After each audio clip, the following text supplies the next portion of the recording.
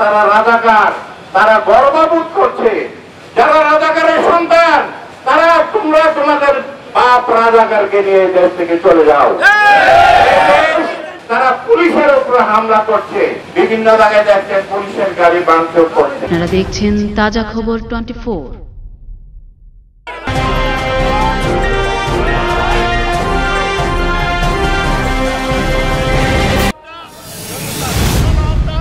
জামাত বিএনপির মদদে সারা বাংলাদেশে কিছু সংখ্যক উশৃঙ্খল যুবক বিএনপি জামাতের রিমোট কন্ট্রোলে পরিচালিত হচ্ছে।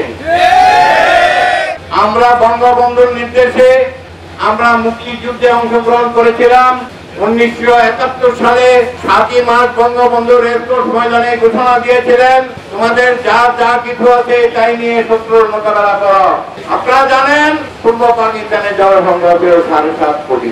এই 7.5 কোটি মানুষের মধ্যে মাত্র 1.5 থেকে 2 লক্ষ লোক আত্মবিসর্জন দেওয়ার জন্য, সশস্ত্রভাবে ট্রেনিং নেওয়ার জন্য ভারতে চলে গিয়েছিল এবং পাক সেনাদের সাথে মোকাবেলা করে অনেক মৃত্যুবরণ করেছে, অনেক শহীদ হয়েছে, অনেক এখনো পঙ্গ জীবন যাপন করছে।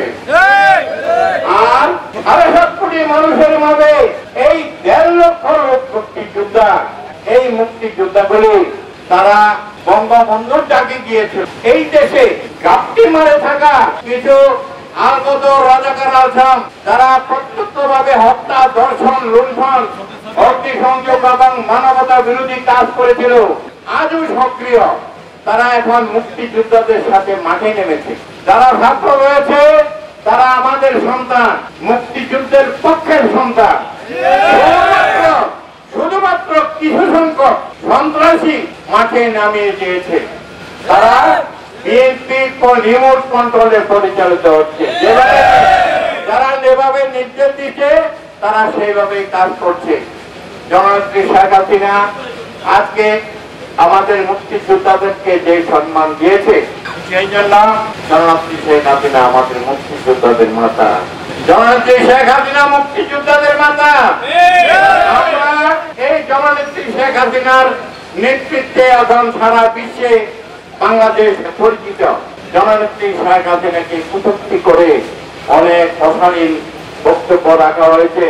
মুক্তিযোদ্ধাদেরকে কটূক্তি করে অনেক অশালীন ব্যক্তিত্ব কথা বলা হয়েছে।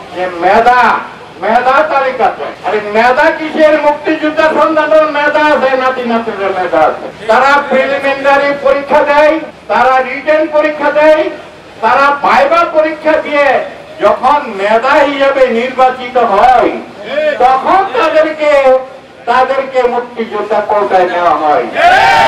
আর এখানে বলা হচ্ছে যে মেধা তালিকায় মুক্তিযোদ্ধা না। আসলে মেধা না হলে সে ঢোকার কোন সুযোগ নাই। মেধারাই যাচ্ছে। তাদের মূল লক্ষ্য হচ্ছে মুক্তিযোদ্ধারা এই দেশে এস্টাবলিশ হতে পারবে না। মুক্তিযোদ্ধাদের বিএনপি গভর্নমেন্টের আমলে অনেক মুক্তিযোদ্ধাদেরকে, সন্তানদেরকে চাকরিচ্যুত করা হয়েছে, অনেক মুক্তিযোদ্ধাকে চাকরিচ্যুত করা হয়েছে। আর নতুন ভাবে পায়তারা করছে, তারা রাজাকার, তারা গর্ববোধ করছে।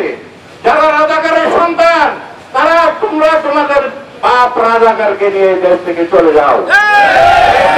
এই পতাকা মুক্তিযোদ্ধাদের, যতদিন বাংলাদেশ থাকবে ততদিন মুক্তিযোদ্ধাদের স্মৃতিচারণ করবো আমরা।